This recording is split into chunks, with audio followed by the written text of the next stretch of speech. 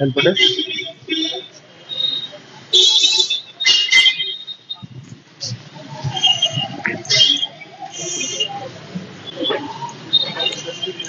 अच्छा, ये help desk है या इसी में जन सुनवाई वाला दोनों एक साथ है? महिला हेल्प डेस्क का ये सर बन रहा है। अच्छा, अभी ये बन रहा है। हेल्प डेस्क कौन देखता है बेटा? इधर है, कहाँ है रजिस्टर, कहाँ है? खोलो, लेटेस्ट दिखाओ बेटा, लास्ट पेज।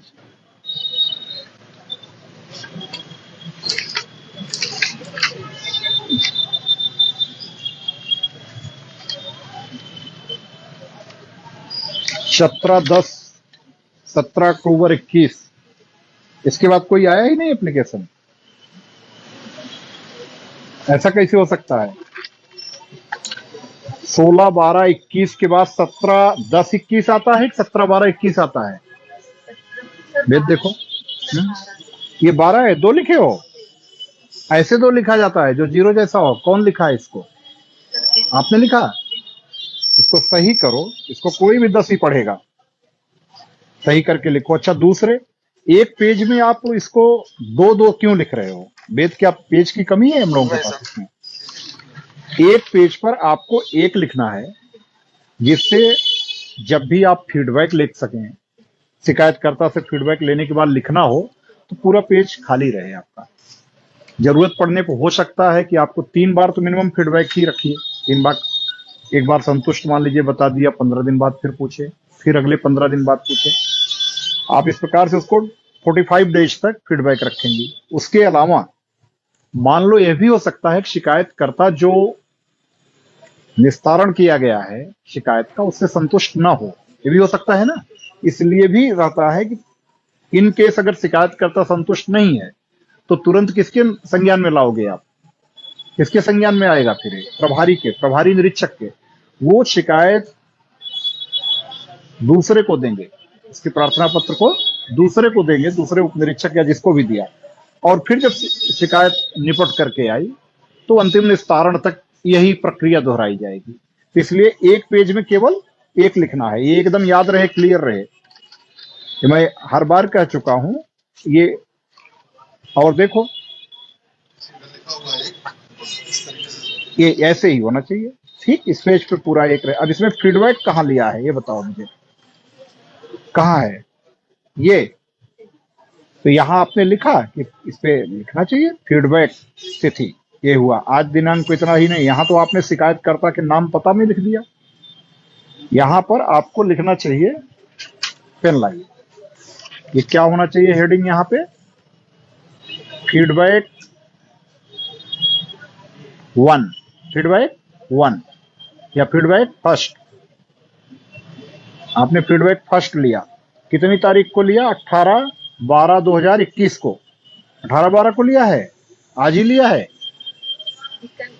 हाँ, आज 18 है, 19 है, 19 तारीख, सॉरी। तो आपने ये कर दीजिए, फीडबैक फर्स्ट 18/12/2021।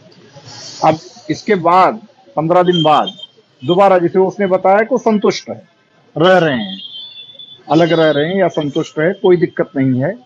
15 दिन बाद आपने फिर लिया, फीडबैक सेकंड हो गया, फीडबैक थर्ड हो गया।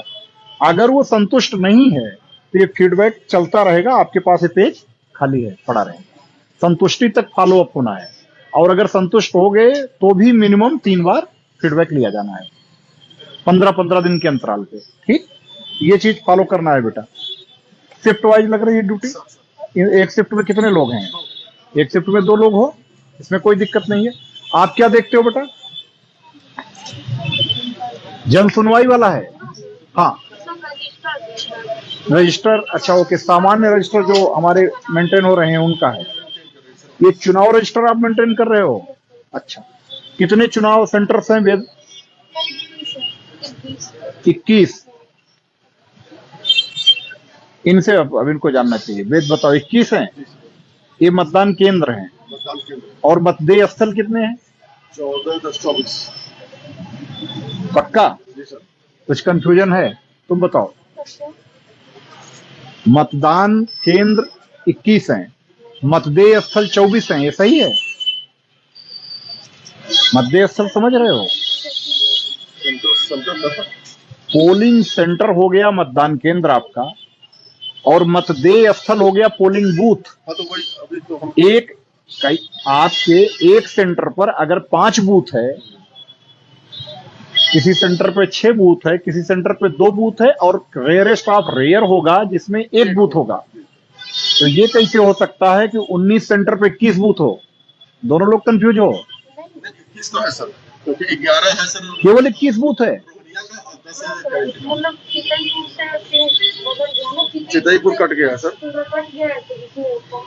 आपके पास केवल 21 बूथ हैं। 11 रोहनिया के, 10 कैंडिडेट है। सेंटर या बूथ? सेंटर हाँ, सेंटर। बूथ कितने हैं? बूथ में बूथ नहीं आइडिया ना, तो इसको मैं कह रहा हूं बूथ पर भी ध्यान दें, क्योंकि बूथ का मतलब हो गया कि हर बूथ की अलग अलग लाइन लगती है, और आपका बूथ किसी न किसी गांव या मजरे को या मोहल्ले को इंगित करेगा, तो उसी आधार पर आपकी निरोधात्मक कार्रवाई होनी है। चुनाव को लेकर के निरोधात्मक कार्रवाई शुरू कर दीजिए। विशेष करके जो लाइसेंसी हथियार हैं उनका वेरिफिकेशन के साथ साथ, जो लोग यूजलेसली मतलब रखे हों कहीं पर, इंटरेस्टेड ना हो, तो उनका वेरिफिकेशन शुरू हो जाए। बहुत सारे हथियार बाहर भी होंगे, ऐसा नहीं है कि यहीं पर हों, बाहर रह रहे हैं, तो उनका वेरिफिकेशन, समय से जमा करने की कार्रवाई, और एनबीडब्ल्यू का तामीला। ठीक, ये 2 प्रक्रिया आपको बिल्कुल अभी से गति देनी है। और निरोधात्मक कार्रवाई भी आप पिछले चुनाव और इस चुनाव के बीच में भी जो चुनाव हुए हैं उनमें भी जो लोग किसी भी रूप में कभी भी फिजिकल वायलेशन में लगे रहे हैं, मान लीजिए किसी के खिलाफ एनसीआर बॉडी ऑफेंस की दर्ज है, एफआईआर दर्ज है, तो आपको क्या करना है? उन सबको निरोधात्मक कार्रवाई के दायरे में ला देना है। 107, 116 की कार्रवाई कब मानी जाएगी? जब 117 में बदल जाएगा। 117 की कार्रवाई अगर आपने कर ली है सीआरपीसी की, तभी आप उनका 122 के तहत जब्तीकरण की कार्रवाई ठीक उसी प्रकार करा सकेंगे जैसे गैंगस्टर अधिनियम में आप जब्तीकरण की कार्रवाई कराते हैं 14(1) में। एचएस की क्या स्थिति है? कितने हिस्ट्री सीटर्स हैं अपने? 59 कितना? अच्छा, रजिस्टर, मेन रजिस्टर्स जो मैं बता रहा हूं उनको वहां लेके आना है आपको। कौन है मुंशी? कौन है? आइए, इधर हैं, आइए ऑफिस में आइए। अच्छा, ये ऑफिस है अपनी। रजिस्टर बेटा निकालो, फ्लाई सीट, ठीक है? एचएस की फ्लाई सीट समझ रहे हो ना? फ्लाई सीट निकाल लो, त्योहार रजिस्टर निकाल लो, गुंडा रजिस्टर, ठीक, और उसके बाद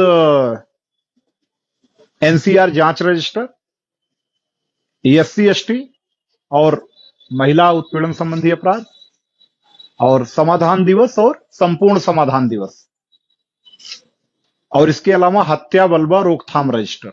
इतने रजिस्टर निकाल करके लेकर के आओ, ठीक?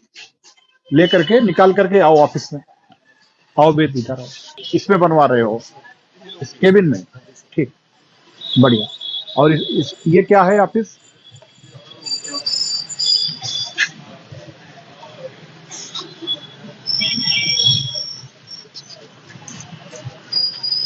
कब तक बन के तैयार हो जाएगा? महिला हेल्थ से नीचे फर्स्ट थोड़ा सा बनवाना है और लाइटिंग करवाना है। दिवसाधिकारी कौन है? Day officer? एक तो दिवसाधिकारी और एक रात्रि अधिकारी होते हैं ना, 12-12 घंटे की शिफ्ट वाले। इधर आइए। आप ही हो दिवसाधिकारी? आप ही हो? अच्छा, आप दिवसाधिकारी के रूप में देखो, पहले भी यहाँ पर एक बार कंप्लेन मिल चुकी थी, वेद आपके आने के पहले की स्थिति है, मालूम होगा, जो बाद में देहात क्षेत्र में कि कोई व्यक्ति ने शिकायत की थी कि यहाँ आया और उसकी उस समय गुमशुदगी नहीं लिखी गई थी, बाद में जो इंसिडेंट हुआ था देहात क्षेत्र में। तो जो भी दिवसाधिकारी रहे, रात्रि अधिकारी रहे, आप परफेक्ट जिम्मेदार होंगे। कोई भी शिकायत करता आया तो वो हर हाल में अटेंड किया जाना चाहिए। इंश्योर करिए, अगर वो एफआईआर के लिए आया है तो भी आप तुरंत एफआईआर दर्ज करिए। आवश्यक जहां भय समझ रहे हैं आप, इमीडिएट अपने, अगर यहीं पर उपस्थित हैं प्रभारी, उनसे बताइए, नहीं उपस्थित हैं फोन से बताइए, या जहां भी आवश्यकता है, जो भी हमारी सेट प्रैक्टिस है बताने की, बताइए। लेकिन हमारी प्रैक्टिस के कारण ये स्थिति कतई ना हो कि वो अनअटेंडेड हो।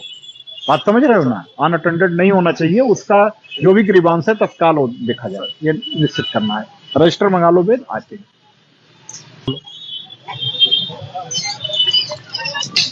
सीजीटीएनएस है यहाँ पे, ठीक, बढ़िया। आप लोग बताओगे आईजीआरएस में क्या रैंकिंग है हमारी थाने की इस समय? निकाला है, देखा है? अच्छा, तो जो भी लंबित है थाना स्तर पे भी इनको समयबद्ध तरीके से सबका और गुणवत्तापूर्ण निस्तारण हो जाए, किसी भी रूप में कोई भी डिफॉल्ट में न जाए, और किसी भी रूप में ऐसी स्थिति ना हो कि कोई असंतोष की ही परिभाषा में आऊं, जो हो निस्तारण होता जाए। विवेचनाओं के निस्तारण में क्या स्थिति है? योजनाएं तो बहुत कम हो गई सर, और मेरे ख्याल से 203 पे है अभी। कल का आंकड़ा 200। रैंकिंग क्या है विवेचनाओं के? आप निकाल करके प्रिंट आउट लेकर के आइए, देखें कि क्या है कि पूरा ओवरऑल कितनी टेंडेंसी में दुरुस्त है काफी। तो वेद ये आपने इधर मेहनत कराई? क्योंकि मैं पिछली बार आया था तो साफ सफाई की स्थिति अच्छी नहीं थी, तो साफ सफाई तो काफी बढ़िया दिख रही है। ये कच्छ तो था, लेकिन मुझे लगता है कि ये, हाँ, इस तरीके से नहीं था, तो इसके लिए साफ सफाई की व्यवस्था अच्छी रखवाने के लिए इनको अपनी तरफ से प्यारो सा इनाम भी हमारी तरफ से वेद प्रकाश जी के लिए लिखिएगा। इसमें अच्छी व्यवस्था है, साफ सफाई के लेवल मेंटेन रहे, ये चीज इंश्योर करना है। हमारी गाड़ी से पेन उठा लाना, पेन नहीं होगा। हाँ,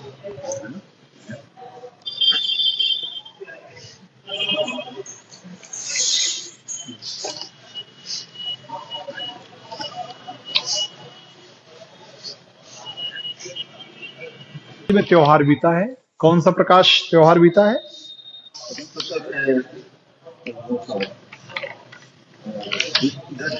देव दीपावली।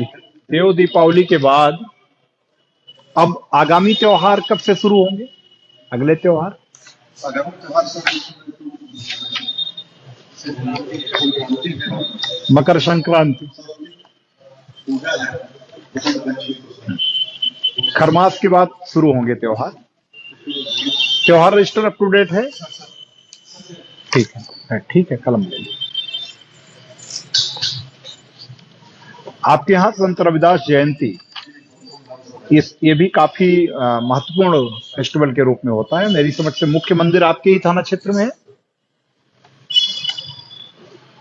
और पीछे लिखा भी है, विस्तार से लिखा भी हुआ है।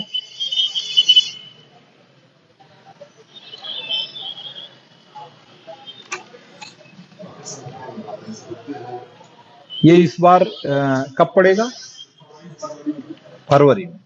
तो ठीक है, अब रजिस्टर अप टू डेट है, इसको लेकर के अलर्ट हमेशा से, जो भी पीछे के मतलब प्रविष्टियां हैं उनको पढ़ करके उनसे अनुभव का लाभ जरूर लिया जाए। एनसीआर जांच रजिस्टर,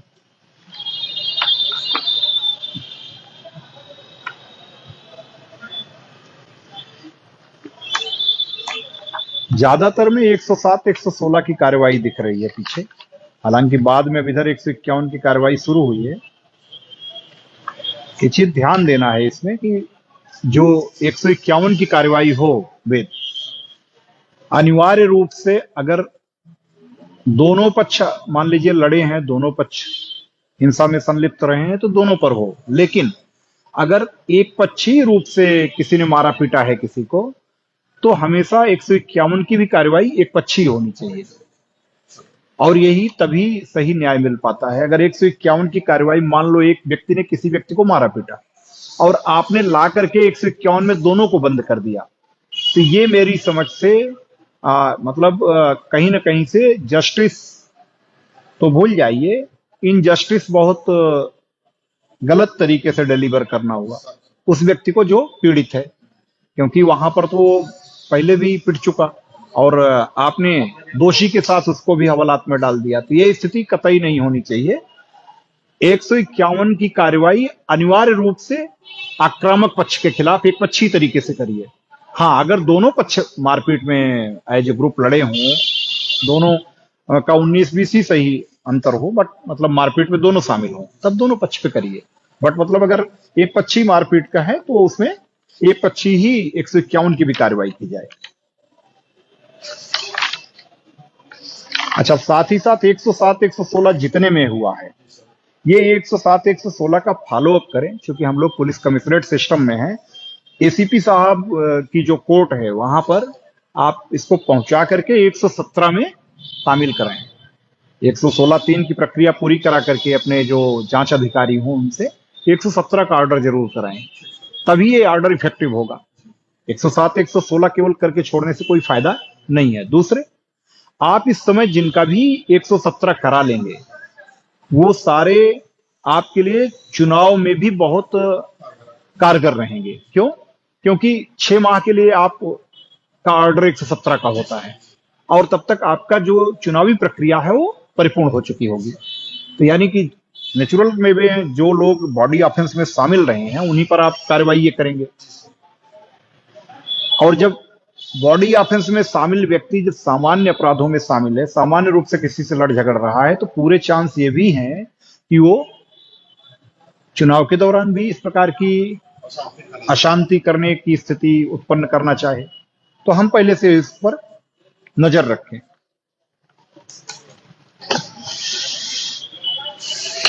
महिला उत्पीड़न, इसमें कोई पेंडिंग केस है इस समय वर्तमान में? कोई भी सीरियस ऑफेंस का पेंडिंग केस है? ठीक है, ये सर्वोच्च प्राथमिकता पे है शासन की, डीजीपी साहब की, और इसमें किसी भी रूप में महिलाओं से संबंधित जो भी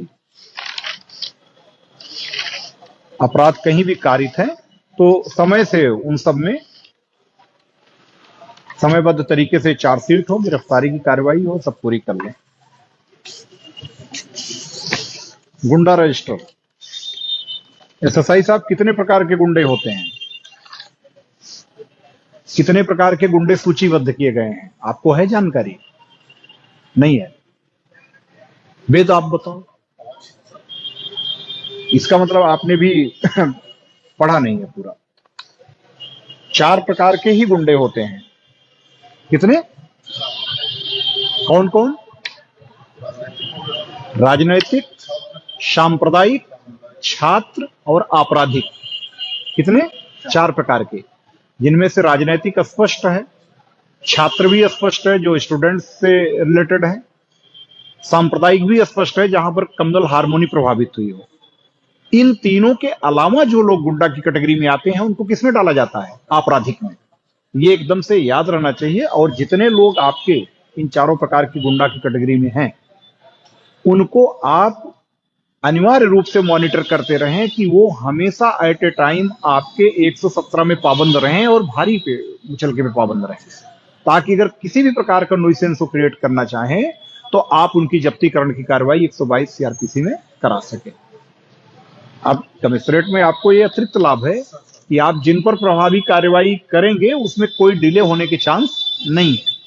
तो ये चीज आप इसमें करा लीजिए। इसका अध्ययन करके चुनाव के पहले यह भी पूरी तरह अपडेट हो जाना चाहिए। इसको मैं 1 सप्ताह बाद पुनः निरीक्षण करूंगा आपके थाने का।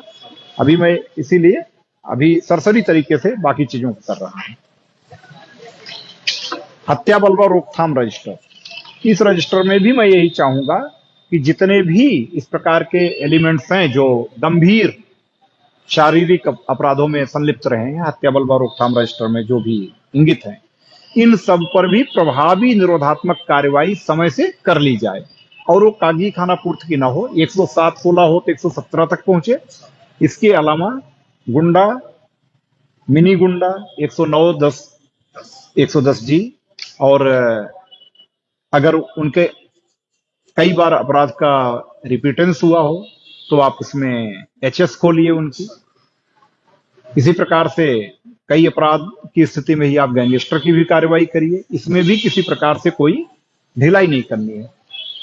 ये आपका सबसे महत्वपूर्ण रजिस्टर है। इस पर शासन की तरफ से, माननीय डीजीपी साहब की तरफ से बहुत जोर दिया जा रहा है। हत्या बलवा रोकथाम रजिस्टर को अगर आपने अच्छे तरीके से, प्रभावी तरीके से पीछे का पढ़ करके और इनको निरोधात्मक कार्रवाई के दायरे में ला लिया तो आप मान के चलिए कि वहां पर किसी प्रकार की अशांति होने की संभावना नहीं रहेगी।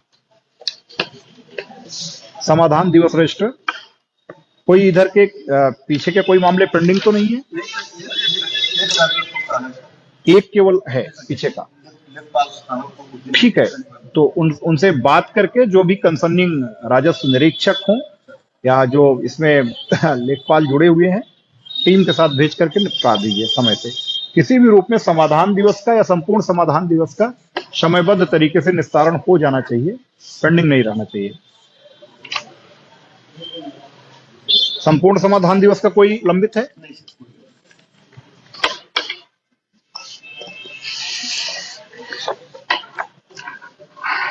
ये आपकी एचएस की फ्लाई सीट है। कुल एचएस की संख्या कितनी है? अभी पानी नहीं पिएंगे, पानी नहीं पिएंगे। कितनी है? 59। कितने निरीक्षण कितने होने चाहिए एचएस के? महीने भर में कितने निरीक्षण होने चाहिए?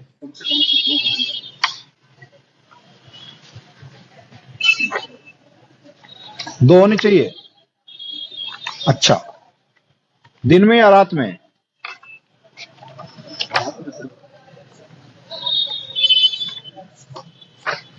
दिन में भी, एक दिन में और एक रात में, इसलिए दोनों कॉलम रहता है ताकि आप दोनों स्थितियों को देख सकें। पीछे के सारे हो गए हैं? देखो बहुत सारे ऐसे हैं जो एचएस, देखो अब ये देखो 65 ये मैंने खोला है जायके के लिए, कल्लू यादव और फनिल यादव, कोई निरीक्षण नहीं हुआ है, ठीक है ना, ब्लैंक है। ऐसी स्थिति नहीं होनी चाहिए। जितने एचएस देखो आपके नहीं चेक किए गए हैं, देखो साल भर में